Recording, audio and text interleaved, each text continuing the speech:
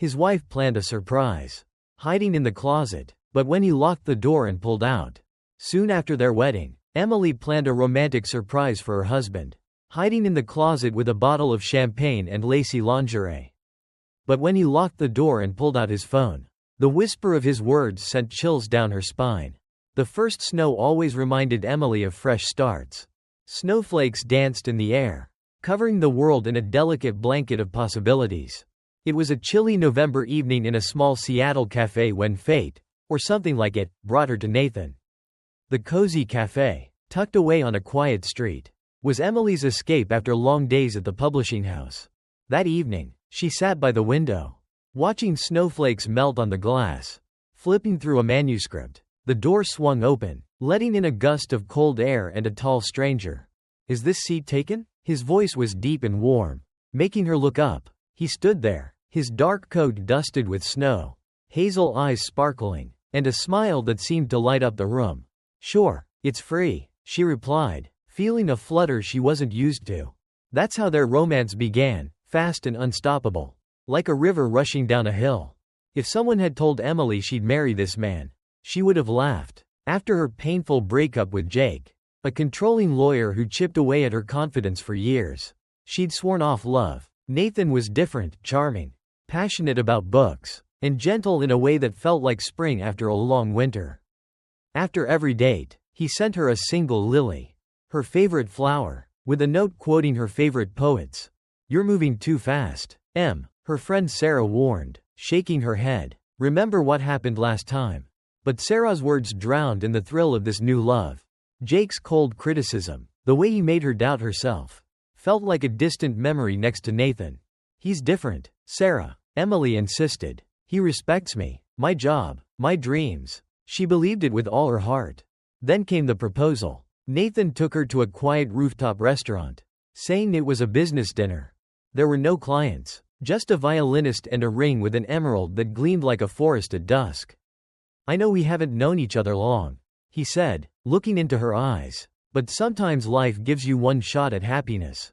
And I don't want to miss mine. Will you marry me, Emily?" She said yes, warmth spreading through her, filling the empty spaces she'd carried for years.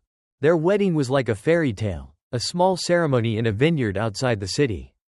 Emily's white dress flowed as she walked down a path scattered with rose petals. Nathan's eyes shone with love as she approached. Sarah's toast was the only tense moment of the day. "To your love, may it be real," she said, her voice cautious. Their new home was a airy house in a quiet Portland suburb, with big windows and a garden. Emily remembered stepping inside, holding Nathan's hand, thinking, "This is my place in the world. This is where I'll be happy." The first weeks of marriage were filled with the soft magic of newlyweds. Morning coffee in bed, quiet evenings, and whispered promises that took her breath away. "I never knew I could love like this," Nathan murmured, holding her close in the dark. "You're my miracle, Em." She believed every word, every look, every touch. Love wrapped her like a warm blanket, shielding her from doubt. But sometimes, waking in the middle of the night, Emily felt a strange unease. She'd watch Nathan sleep, his face calm but somehow distant, and a tiny prick of worry would stir. It was too perfect, too fast, too much, like drinking from a fountain that overflowed before she could quench her thirst. In those moments, she pushed the thoughts away. "I'm happy," she told herself. "I'm finally, truly happy." Deep inside, in that secret corner where we hide our darkest fears, a fragile doubt lingered, thin as new ice and just as dangerous. Changes crept in slowly, like shadows lengthening at dusk. Emily couldn't pinpoint the exact moment she felt a chill run down her spine. Maybe it was the phone calls. January was bitter, with icy winds rattling the bare trees outside their home. The fireplace should have made it cozy, but Emily found herself hugging her arms, alone on the couch. "Sorry, love, the meeting ran late," Nathan would say, coming home past midnight. He smelled of winter, whiskey, and something new, something she couldn't place. She nodded, accepting his excuses, ignoring the faint lipstick smudge on his collar. It was too obvious for someone as sharp as Nathan. If she asked, he'd probably laugh and say, "Oh, that's from Karen at the office. You know how she is at team dinners." Or maybe it started with his phone. always face down now. Before, he'd leave it anywhere. Now, it was glued to his hand. "Who are you talking to so late?" she asked one night, waking at 2 a.m. to his hushed voice.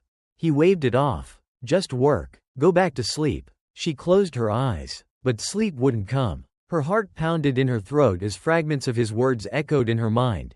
She doesn't suspect a thing, just a bit more time. By morning, they felt like a bad dream, especially when Nathan brought her coffee in bed and kissed her softly. "Love you," he said as he left for work. She almost believed everything was fine. Then she found the papers. Emily wasn't snooping, she was looking for a pen in his desk drawer. A folder caught her eye, filled with documents, a sale agreement for their house, the one they dreamed of as their forever home. Her eyes froze on the owner's name, only Nathan's. He'd promised to put it in both their names. Her hands shook as she flipped through bank statements, financial records, and proxies. None mentioned her. "What are you doing?" Nathan's voice startled her. He stood in the doorway, his usual warm smile gone. "I was looking for a pen," she said, feeling guilty for no reason.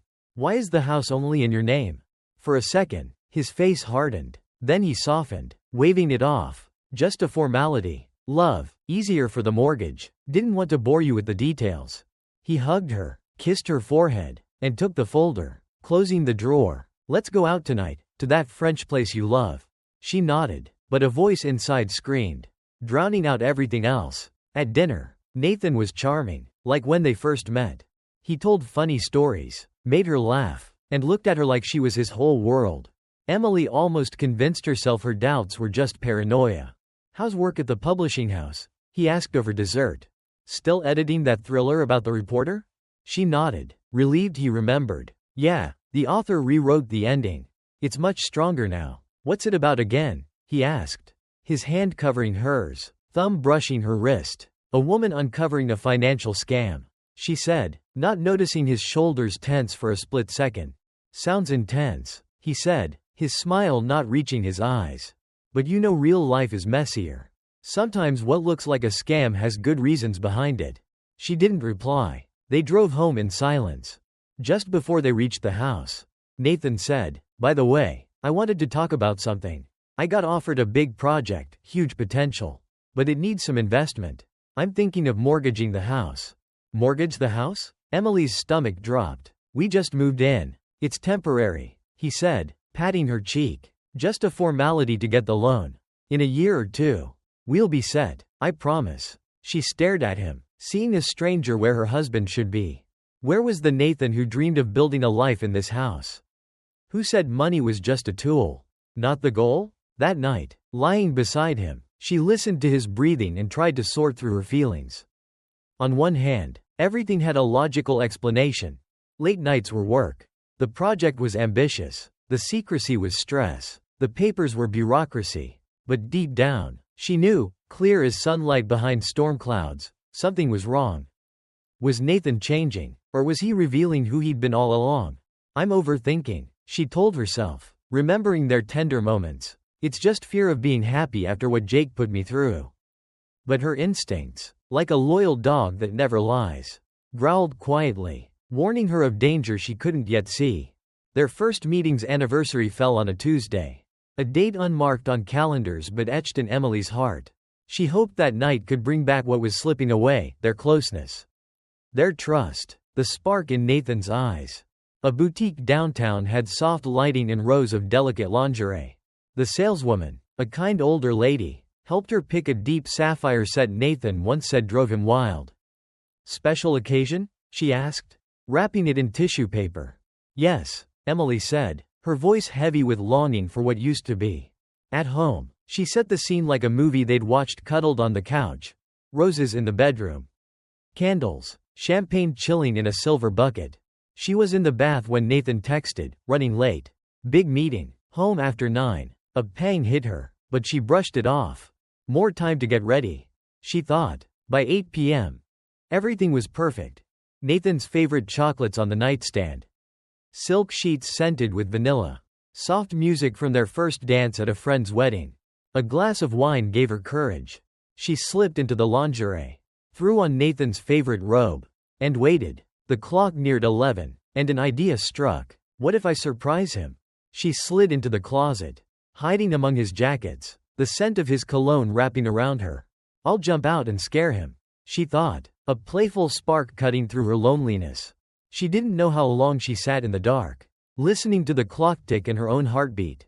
The front door slammed. She flinched. Heavy footsteps climbed the stairs, slower than usual, like Nathan carried a weight.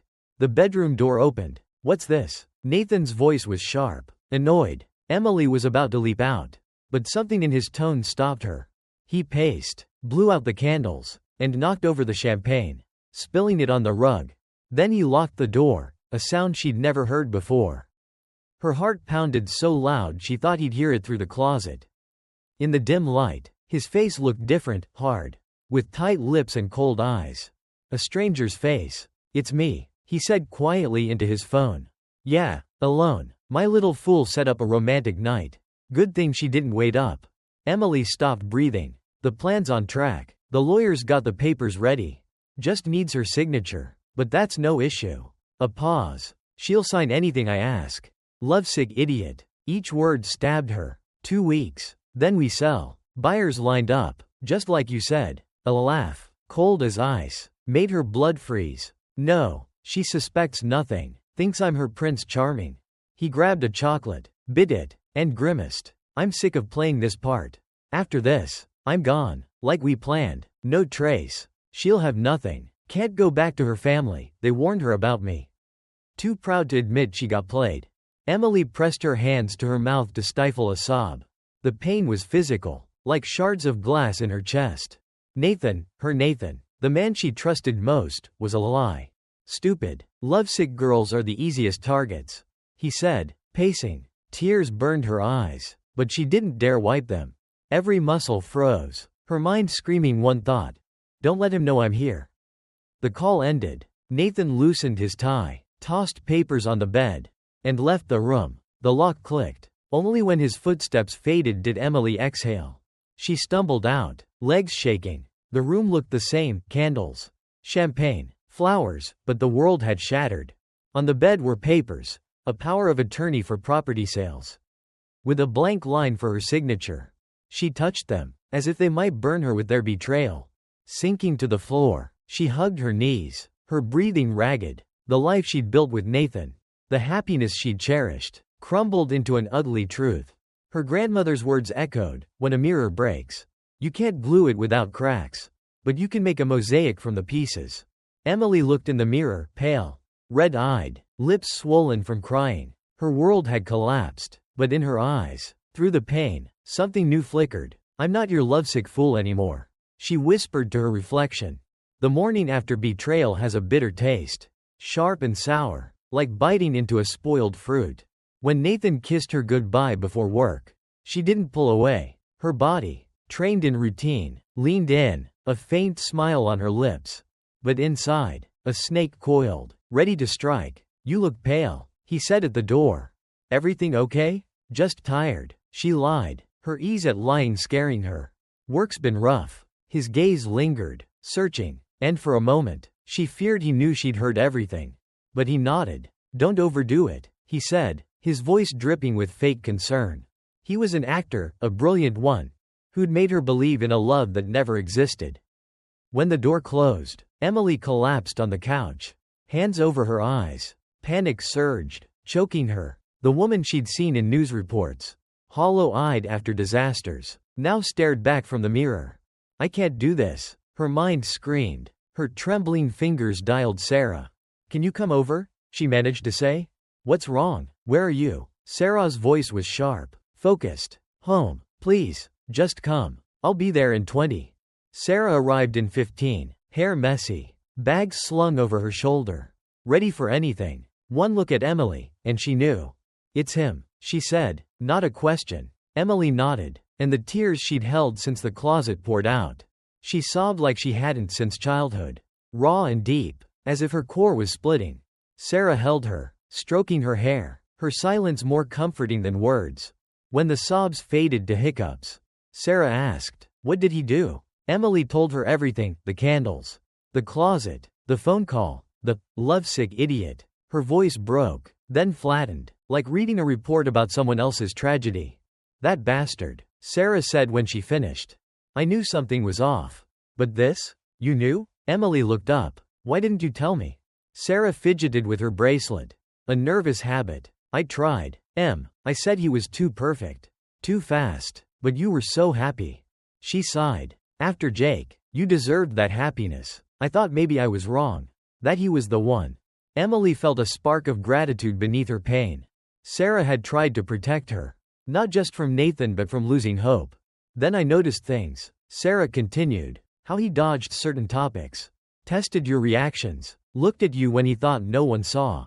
How? Emily whispered. Like you were something he owned.